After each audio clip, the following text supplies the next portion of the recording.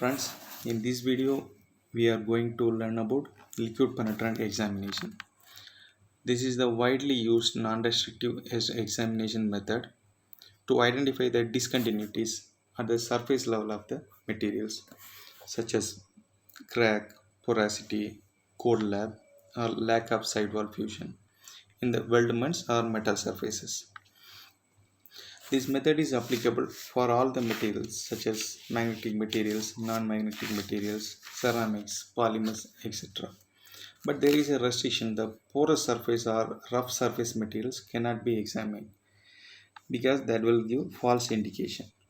So the interpretation will be very difficult. Also, this method will give better result in the temperature range 5 degrees centigrade to 60 degrees centigrade. Beyond this, the liquid will lose its property. LPT works on the principle of capillary action. That is, when you apply the liquid on the surface of the materials, if there is any discontinuity, the liquid flows into that cavity.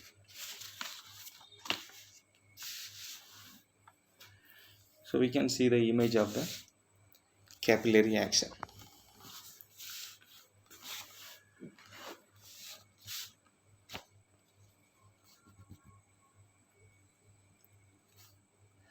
In this image, the red color is the liquid placed on the surface of the solid.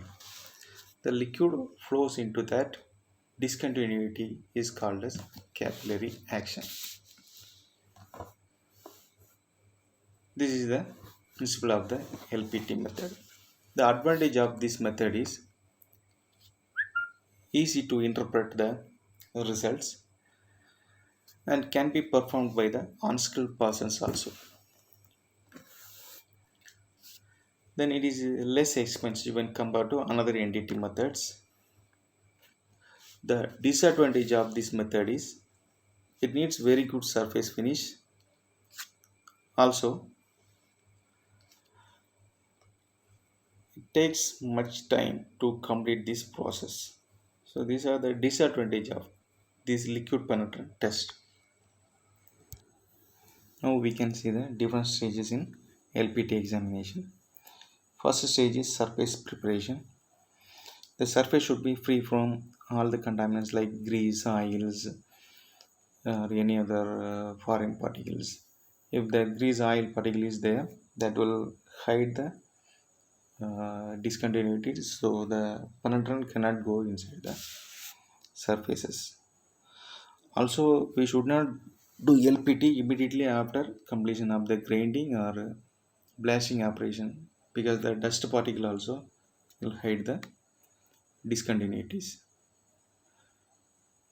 After cleaning the surface, we have to apply the penetrant. That is the second stage, penetrant application. So the penetrant may be applied by sprayer or by brushing or immersing the part into the penetrant bath.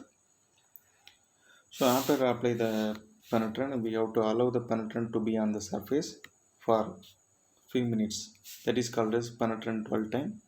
Normally the penetrant dwell time is 5 to 10 minutes. So in this time the capillary action will occur if any discontinuities in the weldment or surface.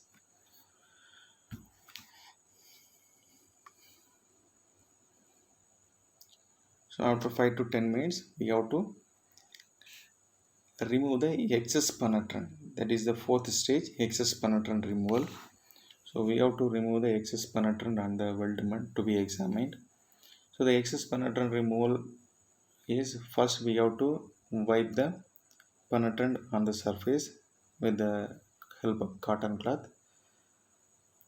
Then we have to use the solvent or water. So we have to pour the solvent in the cotton cloth. Then we have to wipe the surfaces to be examined. We should not pour the solvent directly on the weldment. If you pour directly, what will happen? The penetrant inside the discontinuity also will come out. So that will not give good result, that will not give good indication. So we have to wipe the surfaces with the help of cotton cloth by pouring the solvent on the cotton.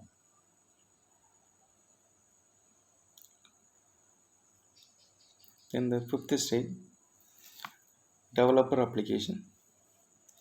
A thin layer of developer should be applied over the surfaces to be examined. Now what will happen? The penetrant inside the discontinuity will come out. That will give the indication in red color. You can see the image in the video. You can see on the weldment there is some red color indications are there.